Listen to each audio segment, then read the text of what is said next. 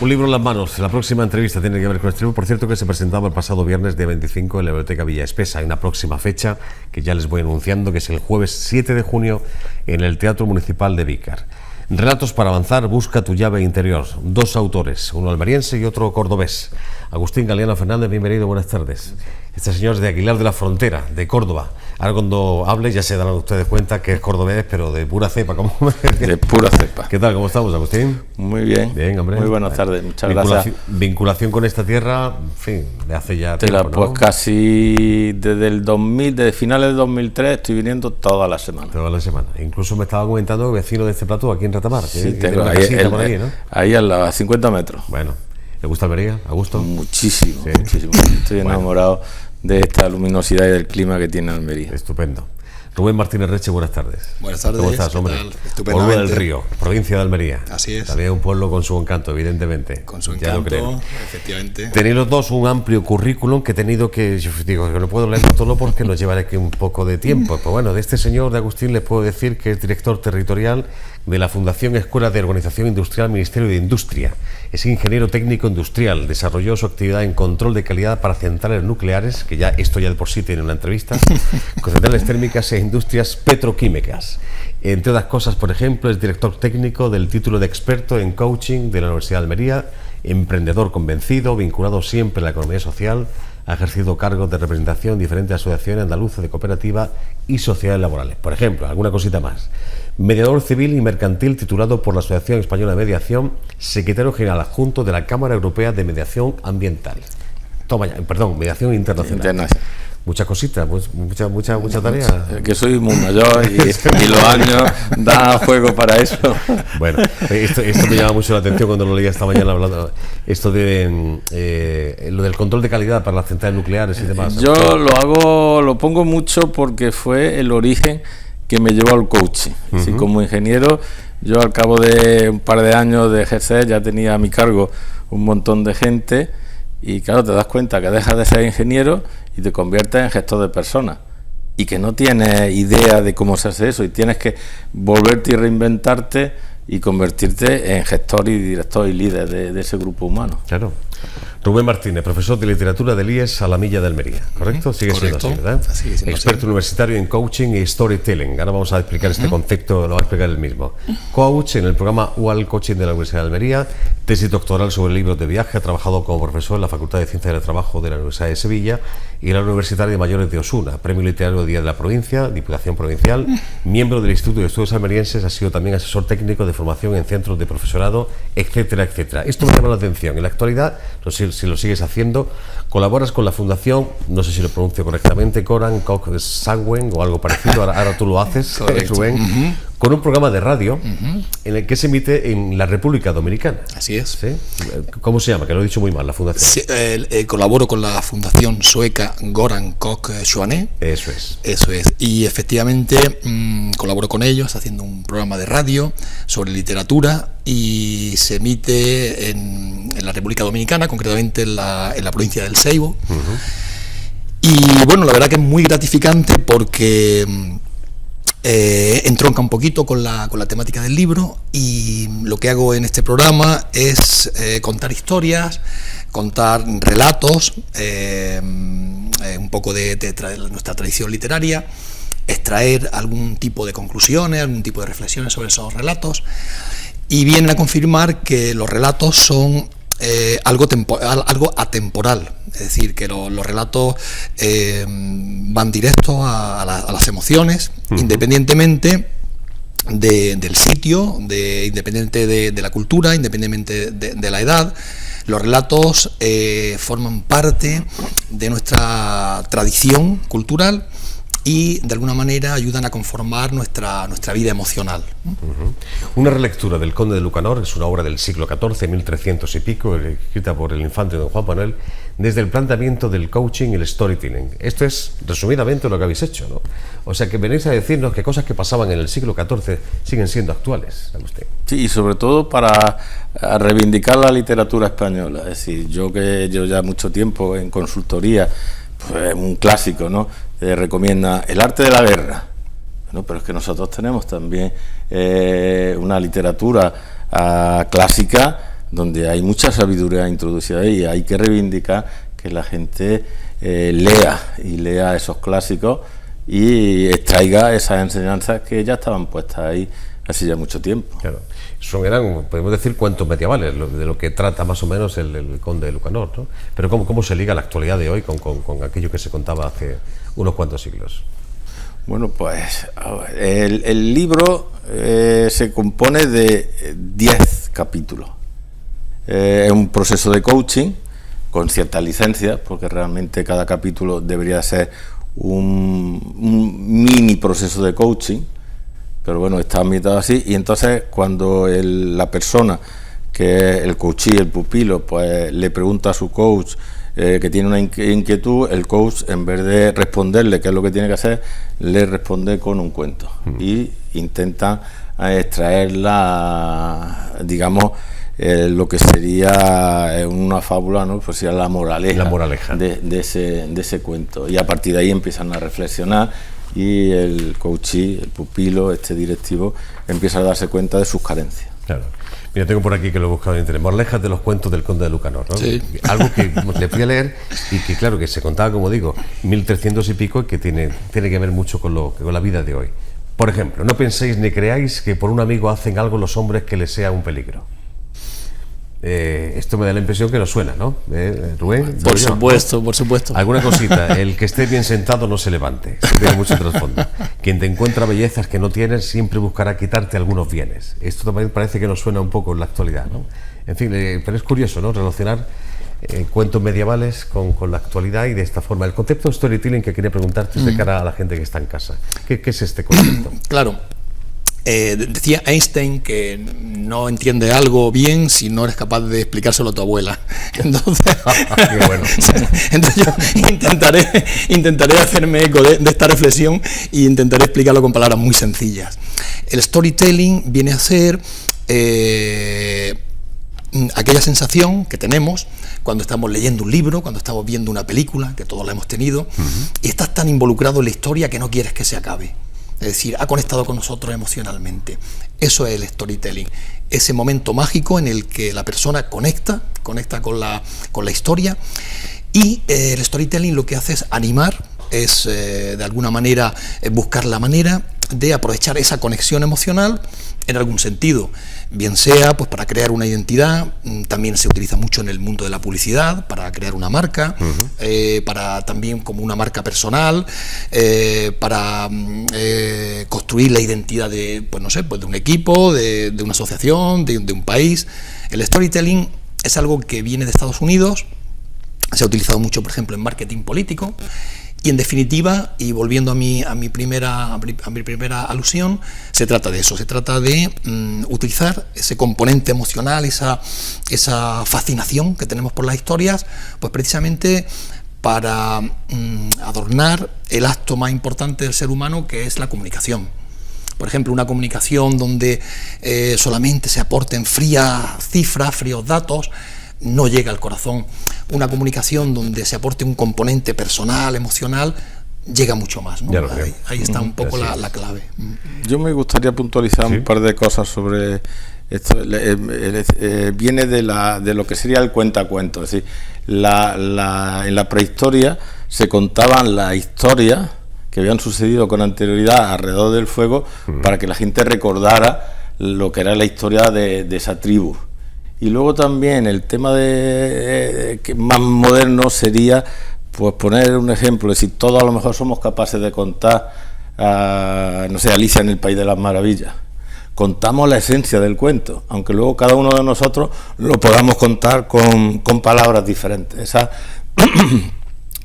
sería la base del storytelling, es decir, oye, yo cuento una historia de tal manera que el resto de las personas la entiendan y la puedan reproducir, modificando a lo mejor cómo la cuenta, pero sí contando siempre la historia.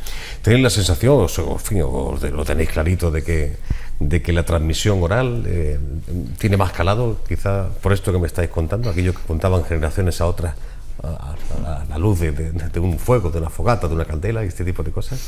Algo que se está perdiendo, me da la impresión. Claro, no tenemos la menor duda. Hoy día que la comunicación cara a cara precisamente está en un déficit, en sus índices más bajos, la comunicación cara a cara, precisamente nuestro libro viene a reivindicar el poder de la palabra, el poder de la comunicación, el poder de las historias. Las redes sociales han sido un avance tremendo en cuanto a comunicación, pero también de alguna manera han privado un poco de ese contacto directo que entendemos que es absolutamente esencial para todas las personas, pero sobre todo, por ejemplo, en el mundo de la adolescencia, yo que me dedico a la enseñanza, y estoy en contacto permanente con adolescentes, es fundamental que esas redes sociales estén bien utilizadas y nunca pueden suplantar esa comunicación cara a cara. De manera que sí, la oralidad, la comunicación, el contacto personal, es algo que se reivindica en el libro como base esencial de la comunicación. Decir referencia, Agustín, incluso aparece en la portada una llave. Busca tu llave interior, ¿vale? Este tipo de llaves... Es que en eso se basa el coaching, ¿sí? Claro. El paradigma del coaching es que todas las personas tenemos el potencial dentro. El coach lo que se encarga es de buscar o hacer que esa persona sea consciente de que tiene ese potencial. Y se hace una similitud en el coaching al arte de soplar las brasas, es decir, el fuego está dentro en esas brasas y lo único que el coach tiene que hacer es soplar para que se produzca el fuego. Esa es la base del coaching, ¿no? Y por eso lo de la llave interior, ¿sí? Buscar nuestras fortalezas, que seguro que las tenemos dentro, y hacerlas presentes. Llevas el tiempo suficiente en este mundo, antes me lo comentabas, antes decía, de forma así muy coloquial, éramos 4 gatos los que habíamos de este país hace 20 años, cuando el concepto del coach y del coaching aparecía en nuestras vidas, ¿no? Hoy un poco más cercano, ya se habla un poco más. Te hago esta introducción para preguntarte si por tu experiencia durante estos 20 años esto realmente funciona, porque me da la impresión que hay gente que todavía no lo tiene muy claro. Funciona siempre. El grado de alcanzar ya es otra cosa, ¿no? Pero si la persona que hace el coach en concreto es una persona que está formada, que tiene una base, el grado de acierto, te puedo decir casi con toda seguridad que supera el 90%. ¿Qué pasa? Que está tan de moda que hoy el apellido coach se lo pone cualquiera. Claro. Y entonces, encuentra gente con una reticencia muy grande hacia el coaching, porque casi con toda seguridad conocen o lo han padecido en sus carnes un proceso de coaching mal hecho, ¿no? Una mala praxis, es muy difícil ya de intentar convencer de que esto funciona. Rubén, ¿algo que opinar sobre esto? Sí, en el libro, por ejemplo, hay una alusión a la mitología y habla de, la figura de Prometeo, que fue castigado por robar el fuego sagrado, porque quiso emular a los dioses. De alguna manera, el coaching, al gestionar las emociones, pues hay algo como de una capacidad quizá muy ambiciosa. Entonces, el grado de funcionamiento no siempre es el mismo, como bien dice Agustín. En ocasiones funciona estupendamente, otras no tanto. Y en el libro se alude también a otra figura mitológica en este sentido, y es a Pandora. Entonces, con el coaching, pues entendemos que lo último que se pierde no es la esperanza, ¿no? Entonces, es una buena fórmula de intentar, como bien dice el libro, de siempre ir hacia adelante, ¿no? Siempre avanzar, relatos para avanzar. Pandora y su famosa caja. Eso es. Sí. También yo apuntaría una cosa muy interesante. Yo hago el símil muchas veces con mis alumnos al principio, en la primera clase, a que el coaching es una vacuna, no es un antibiótico que cura. Si algunas veces te llaman tan tarde, que el coaching no es un milagro. Entonces el coaching sirve para remediar situaciones que realmente todavía son factibles de producir cambios. Es decir, tómatelo como una vacuna y conseguiremos unos buenos resultados. Si el paciente está a punto de morir, lo más que podemos conseguir es que muera con el mínimo de dolor posible. Plácidamente. Pero sí que es cierto que tenemos capacidades que desconocemos. Se puede llegar a esta conclusión. Con toda seguridad. Agustín, ¿verdad? Con toda seguridad. Bueno. El jueves día 7 de junio, una nueva presentación, como digo, el pasado viernes se hacía aquí en la capital, en la Biblioteca Villa Espesa, el 7 de junio en el Teatro Municipal de Vicas. Por cierto, un libro que os ha llevado 2 años de trabajo. Imagino que vuestras agendas han sido uno de los motivos para, no sé, o la investigación o la forma de Lo escribir. que más nos ha costado ha sido ponernos de acuerdo ambos en el resultado final. ¿Sí? ¿No? Comentábamos el otro día la presentación, bueno, el libro es un libro muy trabajado, son 2 años liados con él, pero eso no quiere decir que sea un buen libro. El libro lo dirán los lectores si realmente lo o no. Bueno. Pero sí es verdad que nos ha costado un par de años. Sí, porque ha habido que bueno, pues que encajar una serie de piezas. Es un libro, entendemos, que novedoso. El otro día en la presentación decíamos, y honestamente lo creemos, que si ya con nuestra trayectoria, con nuestra edad, presentamos un nuevo libro, es porque pensamos de verdad que tenemos algo nuevo que decir. Y ese algo nuevo es precisamente pues lo que hemos comentado a lo largo de la entrevista, una relectura del Conde Lucanor y un poco encajar las piezas que vienen del mundo de la literatura, de la tradición literaria, pues con el mundo del coaching. Entonces ha tenido cierta complejidad y bueno, pues estamos orgullosos y esperamos que el resultado sea bueno y guste. Gracias por la visita, que vaya bien. Gracias. Hasta la próxima. Agustín. Muchísimas gracias a vosotros, Joaquín. Juan Domínguez, una nueva salida al mundo del pádel, un torneo que comenzaba hace un poquito. Saberes que está siempre pendiente también del mundo del deporte y una nueva edición. Vamos al Club Natación Almería. De nuevo contigo. Adelante. Sí, Joaquín, como bien decías, hasta las instalaciones del Club Natación Almería nos hemos venido porque el pasado viernes y hasta el próximo domingo, el viernes, como decía, arrancaba el torneo de pádel organizado por el Grupo Saberes, concesionario Mercedes para Almería y provincia, que ha alcanzado su 20ª edición. En este momento acaba de empezar la competición en la tarde de hoy, lo ha hecho con el cuadro femenino, pero vamos a que sea Rubén quien nos atienda. Rubén, muy buenas tardes. Hola, ¿Qué buenas tal tardes. estamos, amigo? Pues bien, aquí un año más. Bueno, como decíamos, ya, si como el que no quiere la cosa, 20 años, ¿no? Sí, 20 años es uno de los torneos más longevos en este circuito de Mercedes Anthony Padel Tour, y eso quiere decir que bueno, tiene buenas sensaciones la gente cuando viene a jugarlo y creo que es bueno para todos. Una vez más rompiendo prácticamente todos los números de participación, 64 en el ámbito masculino, 53 en el femenino. Y ahora hablaremos de los pequeños este fin de semana, que ha sido todo un éxito, ¿no? Pues sí, es uno de los torneos, aparte de los que más años llevan celebrándose, es de los más numerosos en cuanto a participación. Son cerca de 300 personas jugando durante algo más de una semana y quiere decir que aquí el pádel pues se practica y bastante. Ahora lo estábamos hablando hace unos instantes, que efectivamente parece ser que es el deporte que más de moda está ahora mismo, ¿no? Pues sí, ya lleva unos años que parece que el pádel le gusta a la gente, está de moda, se practica en muchos sitios, hay muchos clubes de pádel y bueno, siempre que sea deporte creo que es bueno para todos. Hay gente que tiene todavía algunas dudas acerca de lo que es el sistema de participación. Recordamos que nadie queda eliminado cuando pierde el primer partido. Siempre pasan a la tercera, creo que es tercera categoría, como se llama, y entonces ya sí, en esa segunda opción, si la pierdes, automáticamente ya sí quedas descalificado, ¿no? Sí, así es. En este caso, en este torneo, lo que se hace, en vez de hacer un cuadro de consolación que se hace en algunos otros sitios, aquí lo que hay son 3 categorías, primera, segunda y tercera. Si pierdes el primer partido, pasas a tercera, y si pierdes el segundo partido del cuadro principal, pasarías a segunda. Bueno, para el próximo domingo, programadas las finales, en la primera, en la segunda y en la tercera categoría, en torno aproximadamente a lo que es las 12 del mediodía, ¿no? Sí, yo creo que todas las finales tendrán lugar a la misma hora, sobre las 12 del mediodía, para terminar más o menos sobre la hora de comer, para hacer la entrega de premios y la comida correspondiente. Se ha consolidado como uno de los torneos más prestigiosos de Almería. También 20 años son muchos años, ¿no?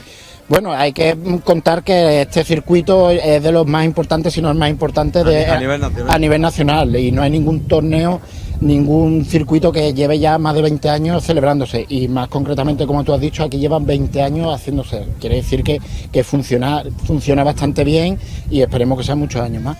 Rubén, en cualquier deporte es importantísimo ir partiendo ya de lo que es la cantera. En este caso también parece que hay cantera en el tema del pádel, porque creo que ha sido todo un éxito el tema de los niños que se ha celebrado ayer y antes de ayer, el sábado y el domingo, ¿no? Sí, ha sido una iniciativa que el Grupo Saberes ha querido hacer este año y creo que muy acertadamente. Han participado cerca de 60 niños. 28 parejas, que son 56 participantes. Eso es, unos cerca de 60 niños de las distintas escuelas de Almería. Creo que ha habido un buen ambiente, los niños lo han pasado bien, han practicado deporte, que es lo que se busca, y bueno, y creo que se seguirá haciendo en los próximos años. ¿Cómo se organizan los pequeños? ¿En función a las edades, categorías o cómo va eso? Sí, bueno, este año lo que han hecho han sido 3 categorías, ha sido sub-12, sub-14 y sub-17.